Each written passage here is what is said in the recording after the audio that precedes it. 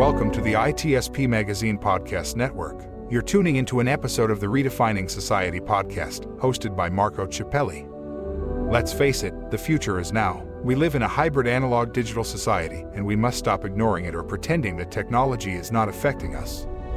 The line between the physical and virtual worlds has become a figment of our imagination. On it, we are continually performing a dangerous balancing act, juggling convenience, privacy, freedom, security, technology, society, culture, and even the future of humanity.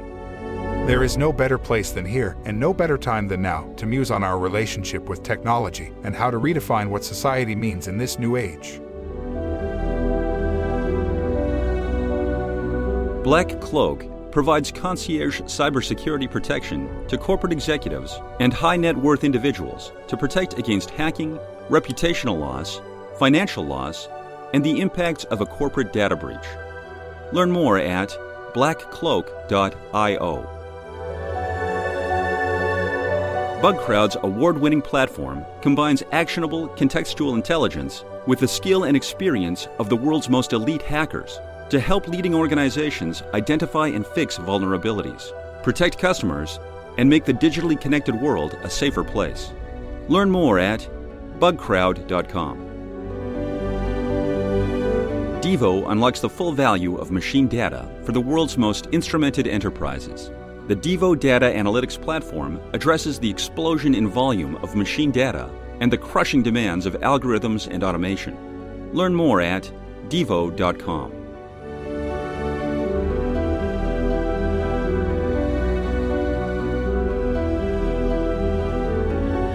All right. Okay, everybody, this is Marco Ciappelli, and this is Redefining Society podcast. I'm laughing because we just had a little technical glitch here where I thought I was starting recording and I just disappeared from the screen. And William here, my guest today, I was very patient. I came back and they just get going again. So here is technology for you. There is the good and there is the bad. The good is that I am talking to William all the way, you can see if you're watching the video, in a dark environment, which is in Asia, and he will tell us where he is if he wants to. And I'm here in LA, of course. So on the other side, virtually connected, as we do many things in our life nowadays. That's why we are redefining society, the way we interact with each other.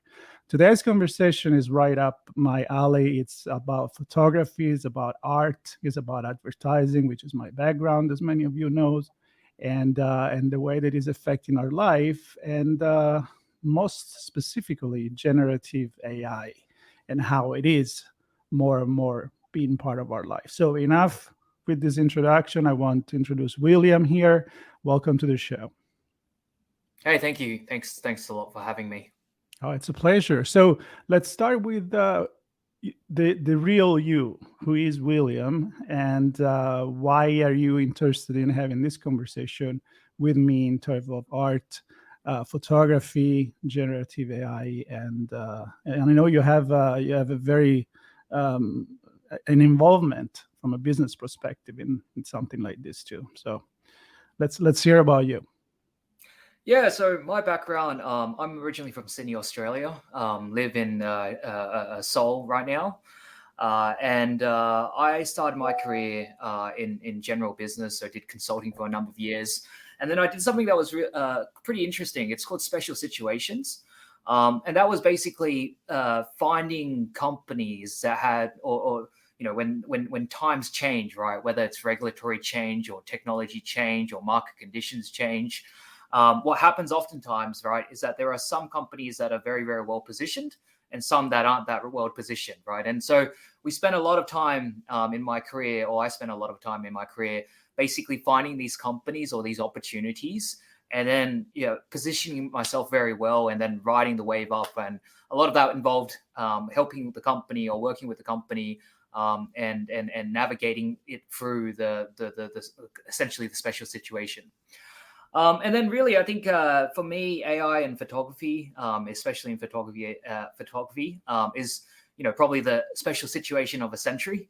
Photography, as you well know, hasn't really changed over the course of the last 2 decades. It's largely quite static. You know, you still have to go and take photos. manually if you want to get really great photos. You have to actually, if you think about it, let's say you're a young female, right? You have to do your hair, your makeup. You have to get up there. You have to find a place to take photos. You then have to actually take hundreds of photos, and hopefully you know how to pose very well and you actually have a photographer. And then you have to travel all the way home and then edit them all. And out of every 100 photos that you actually create, you might only pick 3 or 4 that actually end up going on Instagram. So that's a pretty heavy journey. And same with photography and, I would consider business, right? So think about advertising companies, right? To go and shoot a single commercial using models, right?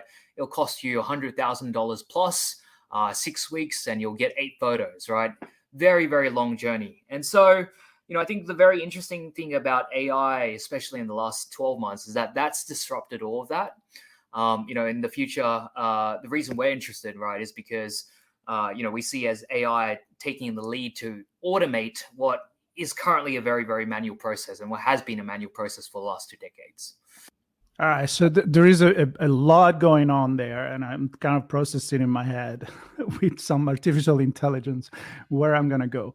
So my first observation about this is I definitely agree with you. I mean, we're going in places that I think 10, 15, 20 years ago, we wouldn't even imagine.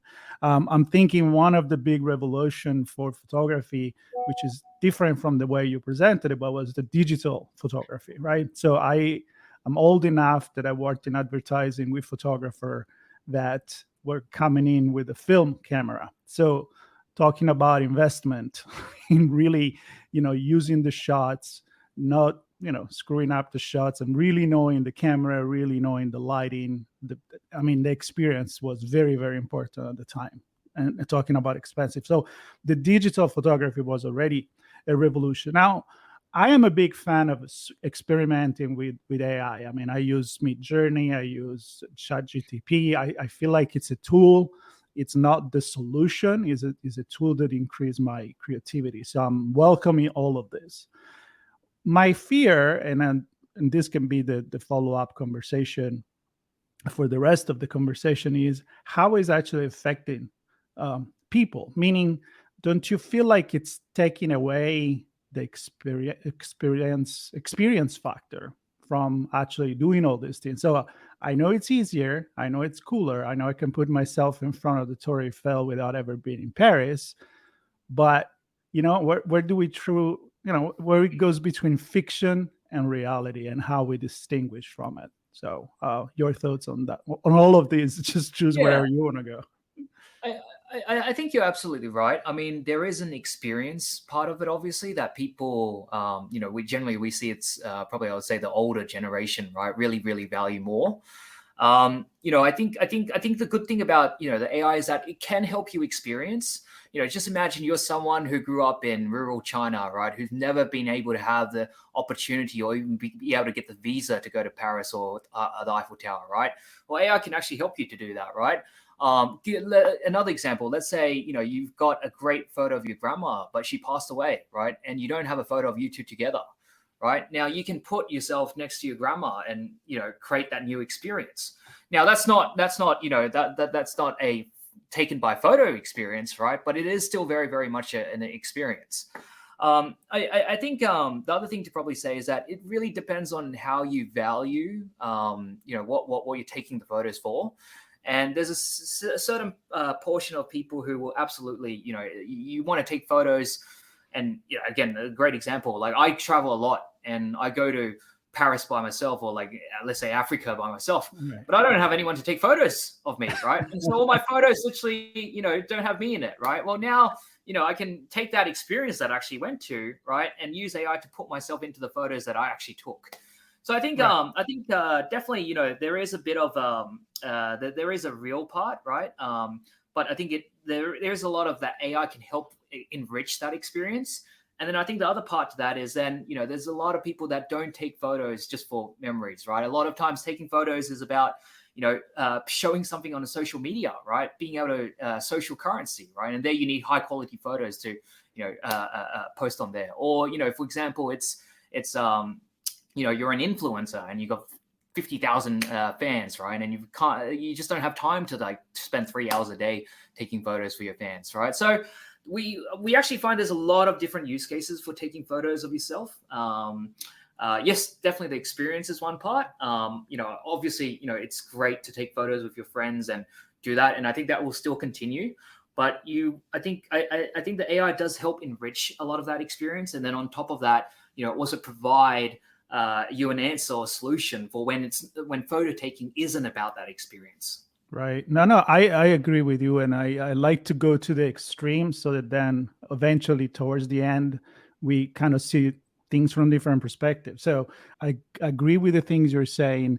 I think that the important part is, as we are redefining the way that we use technology, the virtual world, the fact that we actually know what is real and what is still real because you did it, but it's digital and it's a generative art. And I love that. I mean, I just created a new character for the AI that we use on ITSP magazine as kind of like the interface with people to ask what kind of podcasts we have and so on.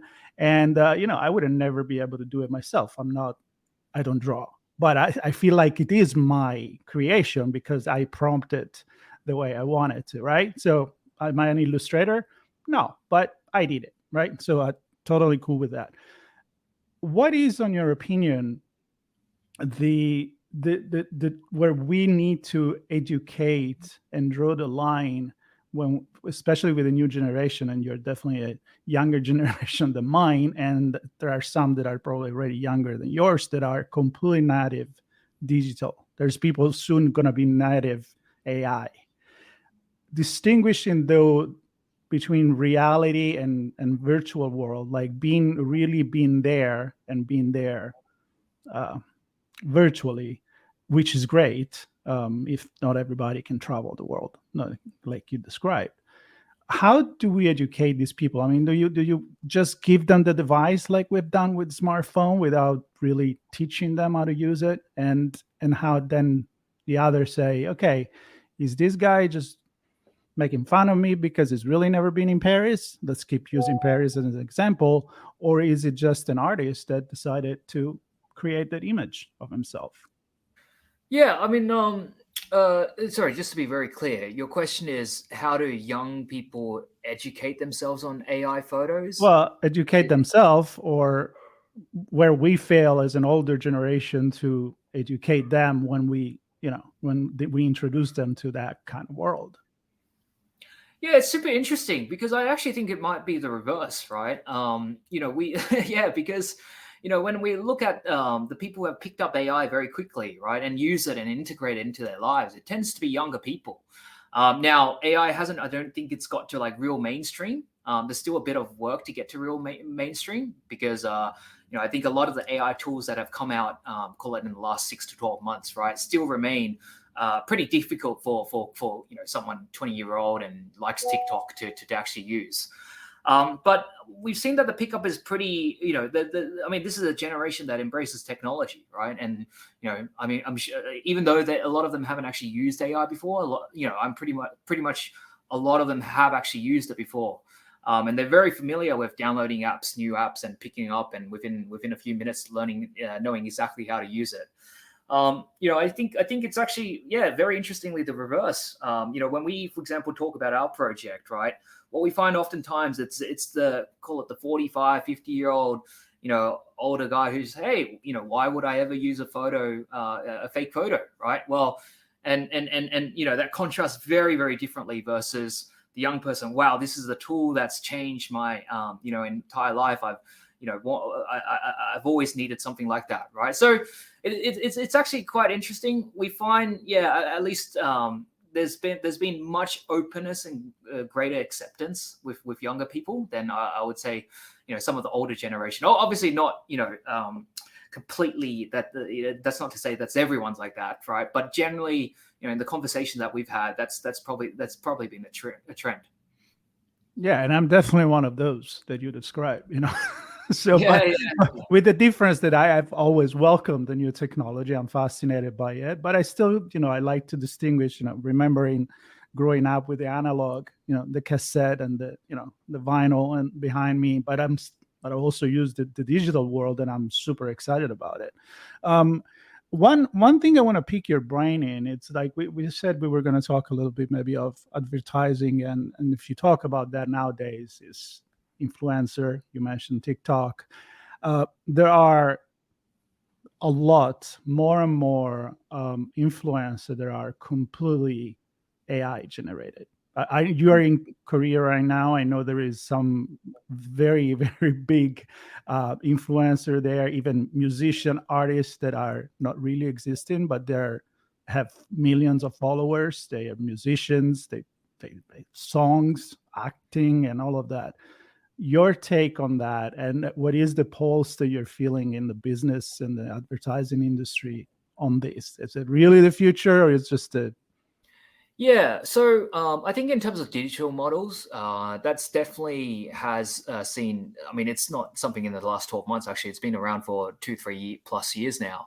I think it has done well because obviously, I think there's a niche or a portion of the population for which a lot about influencers is about the experience that you give to your audience base, right? And sometimes that's I love, the blue theme dresses that this person always wears, right? Or I love this person's style of playing this instrument, right? But there's always a specific theme, right? And I think definitely digital influencers do the same thing. Actually, quite interestingly, I mean, I would say a lot of the influencers that you see, let's say, for example, in China, actually don't look like their real life because the technology across the world in terms of being able to put filters on your faces, right, and streamlining jaw and making your face much wider, making yourself look younger, it's incredible now. So I think influencers, whether it's digital or not, I mean, ultimately it's going to have a person behind. It's more, I think, on the spectrum of how much does that person look like the person sitting behind the keyboard, right? And a lot of them is like super real, identical, and a lot of them are stretched out and very different. So I think that's one part. I definitely think it is one part. I think in terms of where AI comes into this, I think the interesting thing for me in call it advertising is, for the first time in history, you have this concept where you can actually license out your image rights to a company like ourselves, right? That we can take those image rights and then we can actually go and, take that and, show it on new advertisement or 5 of them at the same time, or even 30 of them at the same time. And you don't have to do anything, right? So that's super interesting. It hasn't been possible before because to do a commercial shot, you've always had to show up. If you're a very busy K-pop star, right, you still have to go and take a week off your life to go and fly to Hawaii and shoot the commercial. And I think what we're seeing is that now, okay, well, you can have a digital virtual model, right, but you can also have a digital virtual model of someone, right, and take those rights and then sell those rights and generate revenue through those rights. And I think that's going to be a very powerful tool going forward. So I can see a future where we all have a digital twin, and then we either go somewhere, do something, or we send a digital twin doing that. And it'd be cool if then you use it in the metaverse, you use it for certain things. But again, I like the idea from a sociological perspective and psychological to always be able to recognize what is true from what is true but virtual, because I think it's true. I mean, I'm a big fan that at this point what we do online is reality.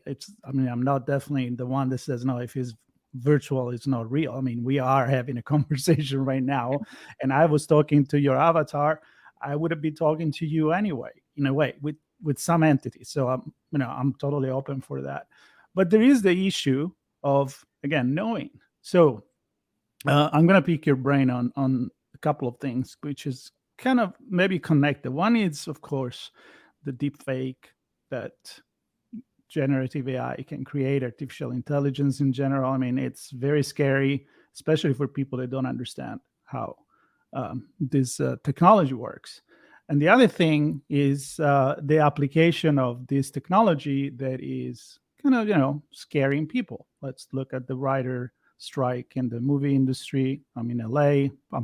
I can see that all the actors are striking because they don't want to be taken away and by their reproduction in a digital world. So are we overreacting, on your opinion, to this, or is it legit that people will lose job and people will be tricked in believing things that are not real? And you can, I know there's two questions, so start with one and I'll follow with the other. So I think in response to your first question, in terms of deepfakes, you're right. It's absolutely going to get very scary. I mean, I think photos are probably there in terms of being unable to tell whether something's real or not. And then in terms of video, we're probably 12 months away from, video that looks identical, and not just, a single video. This is like video with being able to move and so forth. Just last week, actually, I saw a company come out with a video where me and you were chatting, right? Look absolutely realistic. So I think this will happen, and it will get to the point. I mean, it's inevitable in my mind, right? That in the next 12 to 24 months, or you cannot tell whether it's a picture or video, the difference between a real or not. And I think that's where I think companies need to start following a standard for how they disclose and disclose and also put watermarks on all the content that actually create or comes out of that. I think governments probably need to be very proactive around that. To me, it's, there's so many. I mean, you can just very easily now call someone up, right, and use someone else's voice and convince them that that person is you. Using AI, right, which is very frightening. And so I think there's got to be probably a big push by both governments and corporates, right, to educate, to hold to standards, right, to make sure that people adapt and learn about these things as soon as possible. And in particular, I think when you look at history, right, generally I would say, again, similar, you probably have to do that or spend more time with the older generations, right? Rather than the younger people who tend to be very word of mouth, very strong social, lubricants, and know a lot of people, and everyone talks about it, and they sort of get the gist very quickly. So I think that's probably how I think about the deep fakes, and then sorry, can you remind me of your second question? Oh, yeah, absolutely. I don't expect you to. Otherwise, I would start thinking you are an AI. It's 2 a.m. here in Seoul. Oh, wow. Okay. So, no, don't worry. I'll refresh you. So we're talking about the connection between that from recognizing if something is real or not, which you covered. And the other one was in regard to people losing jobs, people being afraid about taking over, strike in the movie industry, acting, but also, a lot of other jobs that may be taken. I mean, I'm personally we've gone through this before. There's been disruption, but your opinion on the matter. No, absolutely. I think the technology will come where, I mean, AI will automate a lot of things. It's not just acting; it's across the board. Obviously, some industries will get more affected than others, and we will see loss of jobs. But I think you're absolutely right. I mean, these technology evolutions happen in every sector, every industry, across basically every period of time for over the last 100 years.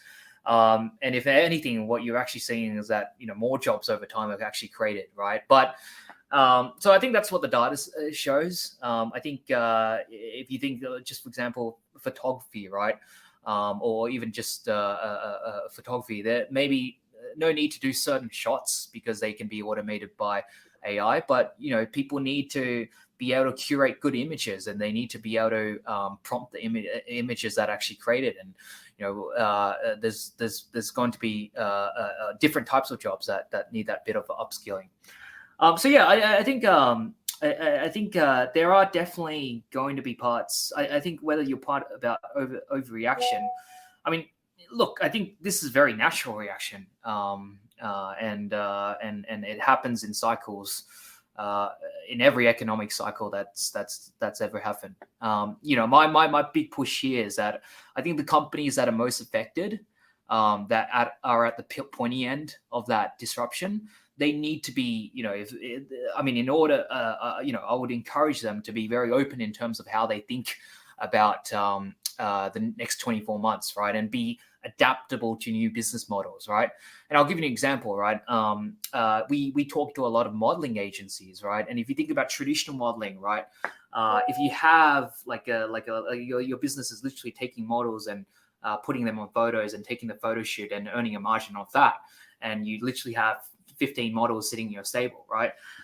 Yes, we've been on phone with a few of them, and a few of them have been, hey, you're the big enemy, and hey, I shouldn't be talking to you, right? But I think a few of them have been, okay, well, yeah, I think they have had an attitude where it's been more, hey, I realize this is going to happen. I'm not happy because it means, my business is going to be disrupted, and in 12 months, I'm not going to be earning any revenue. And for the last 5 years, I've already been, severely impacted by margins. But, I think this is a great opportunity. And, I think hopefully there's a way we can partner together to work together, right? And make both businesses successful, right? And a lot of time that actually works, right? Because we've got this tech, right? But we don't have the model connections or the know-how in the industry or the customer connections, and so that's where I think for specific companies that are open to that change, right, they can get ahead of that curve, right? Rather than I think the worst thing is to see the entire industry change and refuse to do anything different. And that's the big enemy. I love that you went there, and I think we're gonna start wrapping up the conversation with that, which is resisting. I don't want to use like a sci-fi sentence like resistance is futile, but because that's about people, like an alien community coming and conquer you. In this case, is about any time that somebody try to resist, like, I don't want to use computer. What your business is going to be affected. I don't want to use digital photography. Well, your business is going to be affected. So you need to be in a constant change. And I think there is still room for everything else. I mean, there is not the things, it's just different. It's just redistributed in a certain way. So I want to close with this.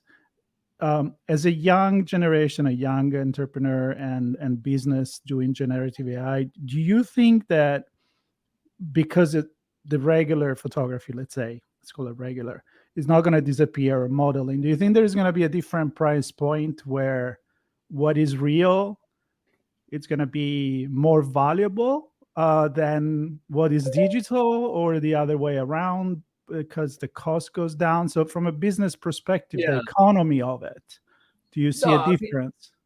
Look, I think history shows generally when the production or the marginal cost of producing something goes very close to zero, the price drops very close to zero as well, right? And so in my mind, I think let's say you're a model, right, or influencer, right? I think the price of what you offer will very quickly go to zero unless you can offer something better than the other model. And generally, the only thing that I see that's probably valuable is your followers, your follower base, right? And so if you don't have that follower base and you don't have that specific niche, right, the actual photo taking, I think that quickly becomes zero. And my personal view is that the peak, but call it 95% of modeling work will disappear in the next 24 months, right? The 5% that remains will be with call it the quasi celebrities or celebrity models or the very, very strong influencer types, where there's still a demand to use their image rights because they have this follower base, whether it's niche or broad. So look, I think I think my view is generic model where it's just a pretty face or any face without that ability without that follower base will quickly approach zero. Right. So being creative, right? I mean, being innovative, knowing how to change, try to give something new to your public, not just sitting there because and that I feel like it's for modeling, but also for business. It's nice if you get to a point that you don't need to do anything anymore, but it's very unrealistic.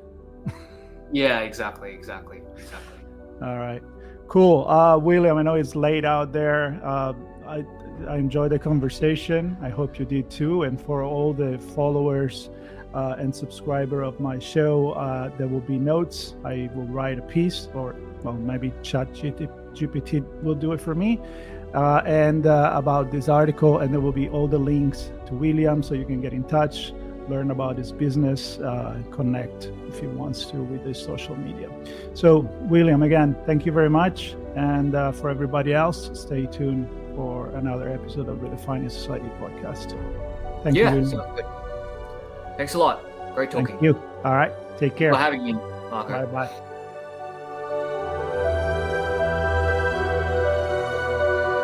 Devo unlocks the full value of machine data for the world's most instrumented enterprises. The Devo Data Analytics Platform addresses the explosion in volume of machine data and the crushing demands of algorithms and automation. Learn more at devo.com.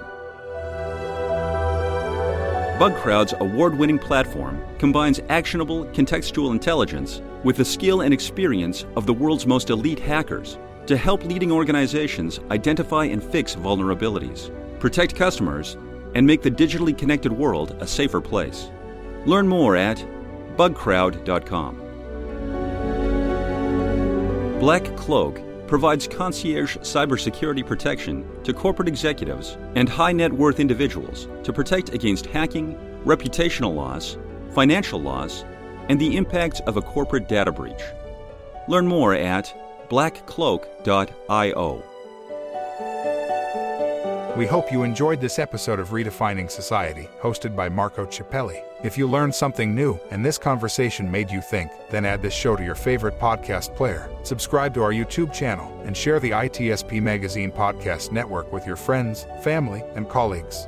We hope you will come back for more stories and follow us on our journey.